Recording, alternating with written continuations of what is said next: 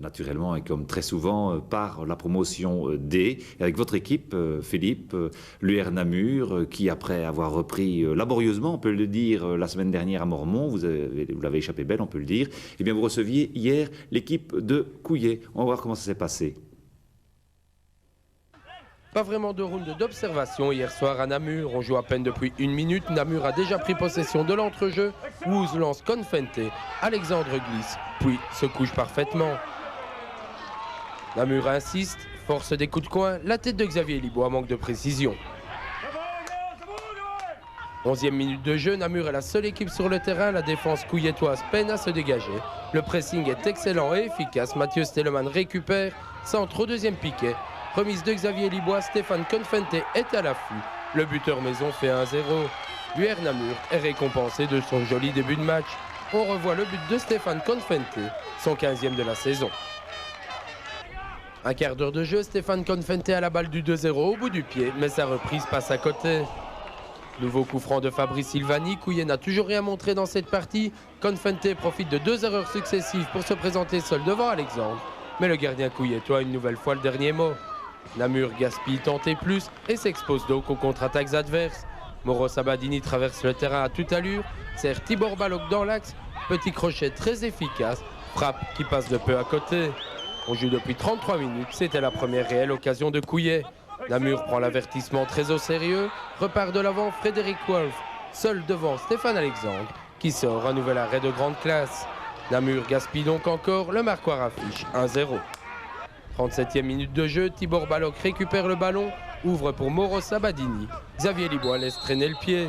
Monsieur Louman n'hésite pas une seconde et siffle le pénalty. Colère et rouspétance namuroise, compréhensible au vu du ralenti. La faute a clairement été commise en dehors du grand rectangle. Mais c'est trop tard, c'est sifflé. Tibor Balog face à David Kévy.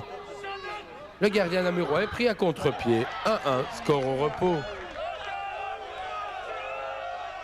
Blessé sur l'action qui a amené le pénalty, Mauro Sabadini ne disputera pas la deuxième mi-temps. Côté namurois, ce sont les 11 mêmes joueurs qui repartent à l'assaut du but d'Alexandre. Frédéric Wolf à grandes enjambées, centre ras de terre. Stéphane Confente plonge dans le grand rectangle. Cette fois, Monsieur Louman ne se laisse pas avoir. On n'a pas fini de parler de pénalty. Confente encore lui. Monsieur Louman ne bronche toujours pas. Limite. 60e minute de jeu. Coup franc de Fabrice Silvani. Repoussé de la tête par la défense, Pierre-Emmanuel Bourtambourg sans hésiter. Sa frappe est contrée, Frédéric Patrice récupère, centre. Frédéric Wolf est à la bonne place. Namur reprend l'avance 2-1. Un but qui fera également l'objet de nombreuses discussions, les couilletois réclamant un hors-jeu. 72e minute de jeu, longue balle vers Mamadou Diarra qui a remplacé Sabadini. Diarra à la lutte avec Bourguignon. Coup de sifflet de Monsieur Louman. Couillet hérite de son deuxième pénalty de la soirée. Deuxième duel aussi entre Tibor Balog et David Kévy. Le capitaine couilletois fait 2-2.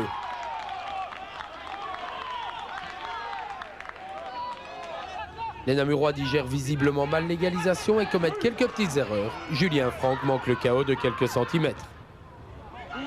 2-2, le score ne changera plus. Couillet peut s'estimer très bien payé. Namur, de son côté, a beaucoup trop gaspillé. Mais sans surprise, ce sont les décisions arbitrales qui alimentaient les commentaires d'après-match. Je pense qu'on a mérité là un point parce qu'on a bien battu jusqu'à dernière minute. On a joué contre une équipe Namur qui est vraiment bien organisée, bien construite et j'espère que l'année prochaine, il va trouver dans la Division 3. Je ne suis pas du tout d'accord avec le commentaire de Balog parce que je crois qu'aujourd'hui, ils n'ont pas eu une seule occasion. Ils ont 2 pénaltys cadeaux. Le deuxième, à la limite, je veux bien peut-être, mais le premier, il n'est certainement pas dans le rectangle. Et en plus, en premier mi-temps, on galvaude pas mal d'occasions. Bon, ben ça arrive. On ne peut pas trop reprocher non plus à nos attaquants parce que pour le moment, ils ont alimenté le compteur assez bien au premier tour. Déçu. Déçu, mais bon, dans un championnat, on perdra encore des points. Et bon, ici on en prend un, c'est déjà ça, et on en perdra encore à l'avenir. Mais je crois qu'il faut continuer à se battre. Le championnat n'est certainement pas fini. Et puis pour les spectateurs, je crois qu'il faut continuer. Et puis c'est peut-être bien un peu de suspense, comme ça tout le monde va retomber un peu les pieds sur terre, parce qu'on avait 12 points d'avance et tout le monde disait déjà Namur champion, Namur champion. Mais on voit par là que c'est pas encore fini. Non, plein de sagesse, le championnat n'est sûrement pas fini. Votre analyse, Philippe Ransquin, de la rencontre? Mais évidemment, moi je dois dire une chose, c'est que je suis excessivement content de la prestation de mes garçons parce qu'ils ont fait certainement une bonne heure, 1h10 de très très bon football. On l'a vu sur les images, c'est qu'on a eu un nombre incalculable d'occasions, surtout au premier time. Malheureusement, on ne les a pas mis dedans, donc c'est toujours un petit peu dommage. Et en plus, on a été pénalisé encore une fois par une erreur d'arbitrage, puisqu'il siffle un penalty qui est tout à fait en dehors des rectangles, on vient de le confirmer par les images. Mais justement, je propose à propos des pénaltys, on va les revoir tous les quatre, en fait, les 2 pénaltys, et puis les phases litigieuses aussi concernant les pénaltys non sifflés pour Namur. Je propose de les revoir au ralenti, vous les regardez bien, vous les commentez aussi. On va d'abord voir le premier pénalty sifflé, celui-là, sifflé en faveur de Couillet, et on va voir que la faute était commise en dehors du rectangle, je pense. Oui, mais voilà, déjà ici à ce moment-ci, quand il prend le ballon, on voit nettement que le pied d'appui est en dehors du rectangle, donc il y a faute certainement, mais certainement pas penalty.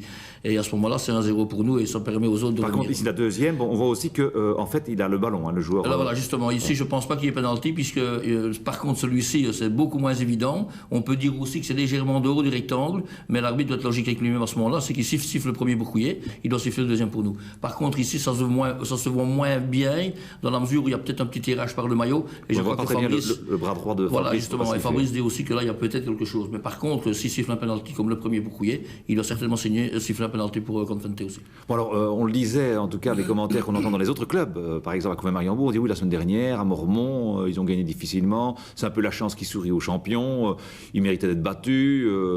Qu'est-ce que vous en pensez? C'est une analyse qui est tout à fait fausse, parce que quand on voit le match de Mormont, il faut dire qu'on a joué pratiquement dans un camp. Maintenant, j'avais bien dit à mes joueurs avant le match, c'est qu'il fallait parfois mettre son lieu de travail, parce que le terrain de Mormont était excessivement difficile, c'était très spongieux, très difficile à jouer, donc ça pénalisait toujours une équipe qui veut jouer au football. Ces gens-là, ils doivent grignoter des points, et donc ils essaient uniquement de défendre. Donc à partir de là, on ne peut pas dire qu'on n'a certainement pas mérité notre victoire. On va le retrouver, ces joueurs luxembourgeois, contre l'équipe de Couvet-Mariembourg, que vous connaissez bien forcément et que vous rencontrerez dans 15 jours. Couvet-Mariembourg, qui recevait Mormont, des images de Philippe Morel. Entraîneur. Je pense qu'il est... Comment je vais dire? Il met l'ambiance de l'équipe, ça c'est... Je pense que le football, c'est le plus important. C'est déjà qu'on a une bonne ambiance. Et alors, il est communicatif. On peut parler tout le temps avec lui. Quand on a le moindre problème, on peut aller le trouver et ça s'arrange immédiatement, voilà. En tant qu'entraîneur, moi je dirais que dans les choix qu'il fait, en tout cas, on voit les résultats cette saison-ci, ce qui ne se trompe jamais, quoi. Je crois que tout d'abord, il connaît le football, parce qu'avec autant d'années d'expérience, c'est quelqu'un qui a roulé sa bosse dans pas mal de clubs, donc ça c'est sa première qualité. D'ailleurs, s'il n'avait pas ça, il ne serait peut-être pas à Namur. Et puis je crois que c'est quelqu'un qui sait mettre une bonne ambiance et qui sait être correct dans les choix et les décisions, et ça c'est pas toujours évident. Philippe Raskin, c'est quelqu'un qui écoute beaucoup les joueurs, qui n'a pas peur d'inviter les joueurs dans son vestiaire pour dialoguer, et je crois que c'est essentiellement ça son point fort et qui fait sa réussite à Namur. Ses défauts? Ses défauts, je crois qu'il faudrait demander à sa femme ça. Wow. Il en a sûrement, mais je ne saurais pas les citer comme ça parce que je ne les ai pas comme ça en tête. Il en veut toujours trop, je pense. Il veut toujours qu'on aille le plus loin possible. Sinon, c'est tout. Ses défauts? Ouais. Il les connaît lui-même, je n'ai pas besoin de lui dire.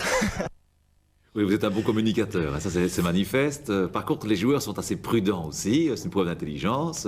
Vous avez un défaut ou bien une faiblesse? Oh, je suppose que j'ai pas qu'un défaut, plusieurs défauts probablement, mais bon, c'est vrai que c'est pas facile c'est peut-être plus facile de parler de ses défauts que de ses qualités. Non, c'est vrai que comme Stéphane Convente dit, c'est vrai que je suis parfois peut-être un peu exigeant parce que j'en demande toujours plus, mais bon.